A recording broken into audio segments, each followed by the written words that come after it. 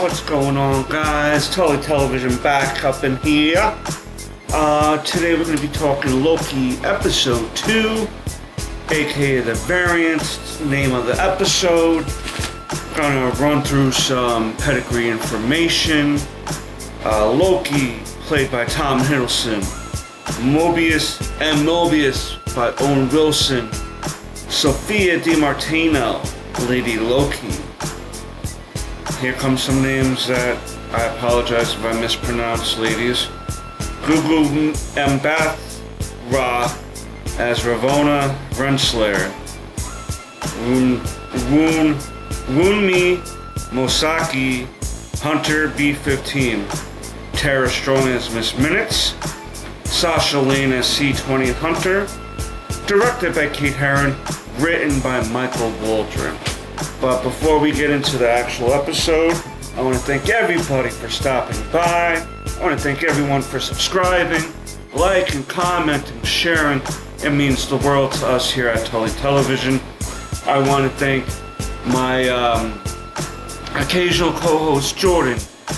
He eternally grateful sees my editor Smokey Bishop. I want to thank everyone who works behind the scenes and in front of the camera that helps me out on occasion, or every time. So thank you to those folks. To any new and future viewers, I hope that I've been able to earn you a subscription. If so, hit that red subscribe bar down below and hit all of those notification bells so you never miss an episode of Tully Television. Because on Tully Television, we always going straight to the moon, baby! But let's get into the episode, okay? Now, I know in my last review I was a little iffy on all the exposition, how they were treating the Infinity Gauntlets, even though I understood why they were doing what they were doing to the Infinity Gauntlets. At this stage of the series, I want to say I'm still a little hesitant about some of the directions that they go in, but I think I'm kind of being nitpicky maybe. After this episode 2, I feel like it's a bit better than the first episode, because it left a genuine air of mystery now of what was going to happen, because to me, like the Loki they were trying to find was going to be Lady Loki. You know what I mean? So there's no air of mystery to that. And then on top of the paperweight debacle, and then all talking. Some people I'm talking love it more than WandaVision and Falcon and the Winter Soldier. I don't know if I'm exactly in that boat yet. I think WandaVision to date has been the better show. With Falcon and the Winter Soldier coming in second and Loki unfortunately coming in third, but maybe that will change in the next few weeks with the remaining episodes. But we open up in a Renaissance fair in the mid-80s in Oshkosh, Wisconsin.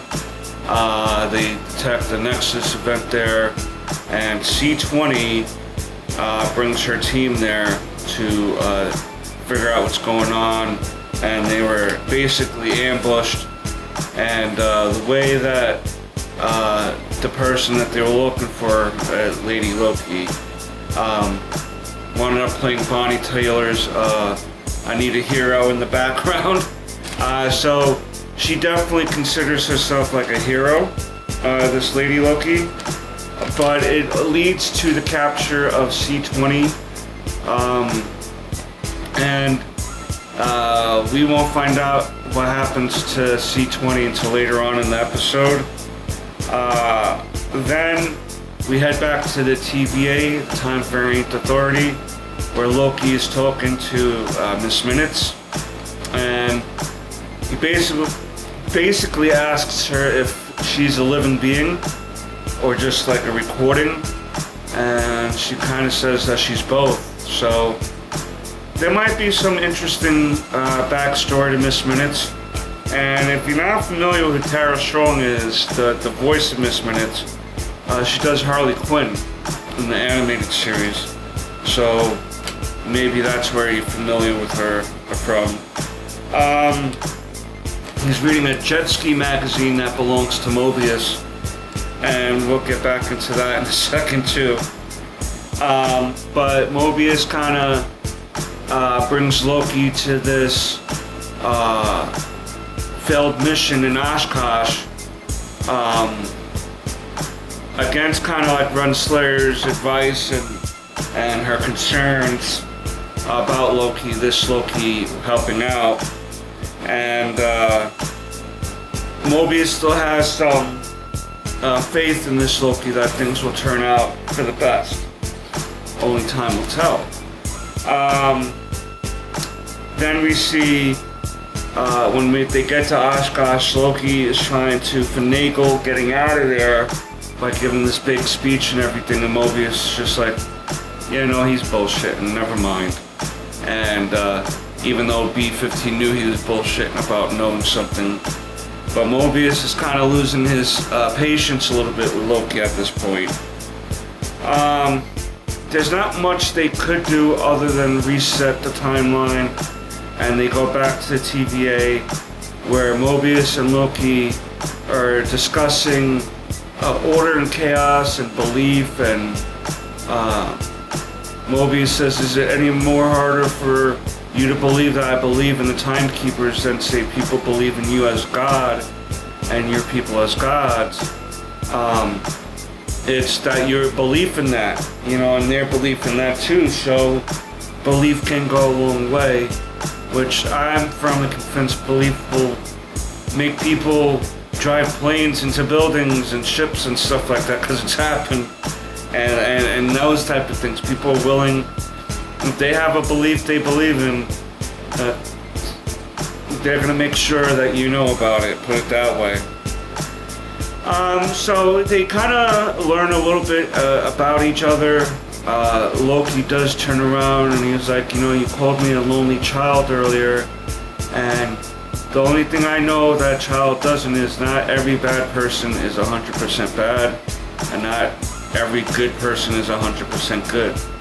And Mobius kind of acknowledges like, okay, alright, you may got me on that one, which is true. But they basically want to try to research more of these things going on, but basically Loki is made to go through some files in the library. He tries to get information about the timekeepers in the beginning of time and the end of time, but the librarian isn't having it. She only gives him information regarding him, himself, and he comes across paperwork of Ragnarok, and it takes a toll on him to see how many people had died. Basically all of Asgard died except the refugees that did get on the ship. Those are the only Asgardians left. Whoever's living on New Asgard, on Earth, those are the only Asgardians left, period. So that kind of took a toll on Loki a little bit, to be like, oh wow, Ragnarok happened and, his brethren almost all are extinct. And then that led him to realizing, because there was no time variation going on there, so it was meant to happen, I guess, according to the TVA. But Loki discovers that maybe the Loki they're looking for is hiding in with the volcano, and it explodes and kills the civilization there. That was meant to happen anyway, and Loki is sitting there like, oh, we're from the future, and look at us, and da-da-da, and no one's paying attention, like, oh, it's just a madman talking, and then the volcano explodes and everyone dies, and the theory is proven right, that you can do anything in an apocalyptic scenario, and it's not going to change anything, because there's nothing left there to carry on the story. So they finally triangulate where this Loki could be with the kablooey bubblegum or candy from the first episode, and apocalyptic scenarios. And Morbius asks Loki, don't you have candy on Asgard? And he's like grapes and nuts and stuff like that. And Morbius was like, damn, no wonder you're so uptight. You don't even know what the hell candy is. But they finally discover that the Loki is hiding in 2050 in a hurricane scenario in, I believe, Alabama, at a Rocks Cart, Costco type of store. You have little the electronic name tags on the associates. You have these little helper droids running around. You have people in the back trying to stay out of the hurricane. It's a really bad scenario. And B-15 wants Loki with her as they're investigating the area to try to find the time bombs and Loki. And one thing we found out in this episode, that every variation of Loki has a different power set in a way. We've seen a big giant Loki variant. We've seen a variant of Loki that won the Tour de France. We saw a Loki that looks kind of like a goat.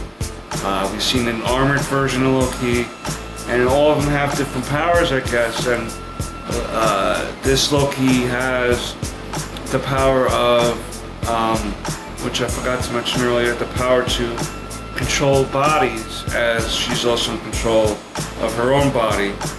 And so Loki doesn't necessarily have that power or exhibited that power, the Loki we've seen. So that kind of proves how these different Lokis have different abilities and try to adapt to them. And she takes control of Hunter B-15 and then winds up taking control of a store employee and then of a customer there. And all this is to stall time, talking to Loki through these people. And Loki that we're following from the TVA swears he's the superior Loki, and this other Loki swears that they're the superior Loki. And so we're getting that little battle of wits. Loki tries to make the other Loki join him. Our Loki that we're following is trying to get this other Loki to follow him and take over the Timekeepers, which I don't know if it's a real plan that he has or just trying to entice the other Loki. But that doesn't work out too well. And we get some fighting between Loki and the customer that she takes over. And then finally she's done with everything that she's setting up, and she finally reveals herself as Lady Loki to Loki. And she also has telepathy, because you kind of hear Tom Hiddleston in her mind saying, what is this about and stuff, and she's like, this is nothing to do with you. And then she kind of releases all the time reset bombs through these portals to different times in history, like on Vormir and on Earth and Nowhere and Titan and stuff. So she sent a bunch of these. She basically blew up the time stream, and we don't know how that's going to play out now. We may have just witnessed her creating the multiverse, here. And when that was happening, Mobius and the other Time Hunters were trying to figure out what's going on in the back of the factory where the people were trying to find refuge from the storm. And one of them was getting a little irritated with people, and Morbius is like, we're not the bad guys here. They're scared, they're gonna die, and take it easy on them and stuff. And By the time they realized anything was going on, was when they found Hunter C-20 in the back, and she's bugging out because she's telling him, I told her everything about the timekeepers and where they're at and this and that. So she must have been tortured or manipulated magically to reveal this information about the TVA. And so that's when they start looking for B-15 and the Loki we're following.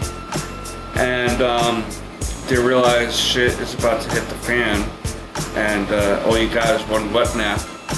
Good luck. They realize B-15 got knocked out. They gather. And as Lady Loki is about to leave through a portal, our Loki is debating on whether to follow her or not. And he winds up following her to God knows where, probably the TVA, because it's most likely that she's trying to find the timekeepers to do something to them.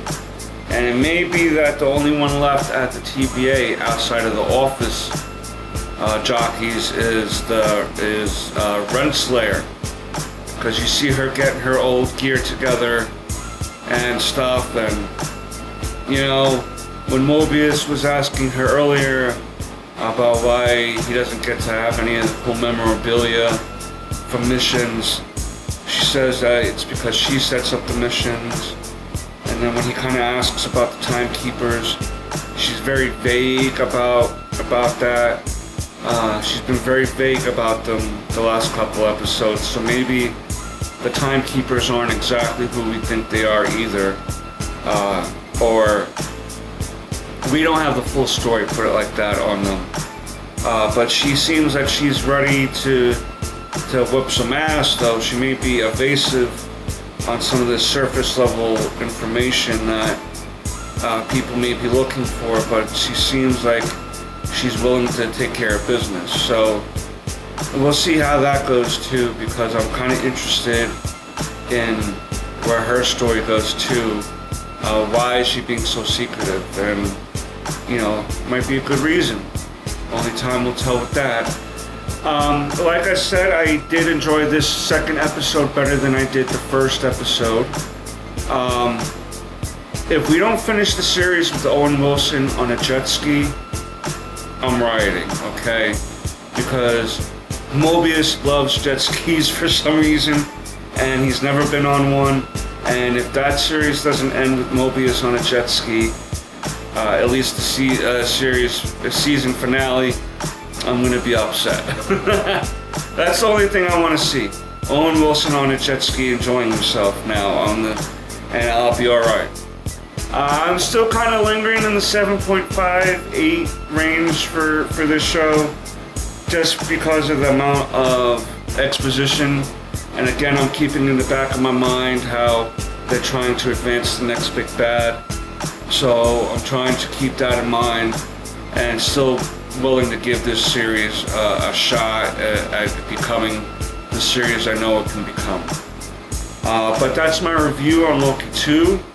Tune in next time for my episode 3 review. And like I said, hit that red subscribe button. Hit all on the notification bell. Like, comment, share. Let me know what your favorite parts of Loki episode 2 was down below. And thank you so much for stopping by. And until next time, peace.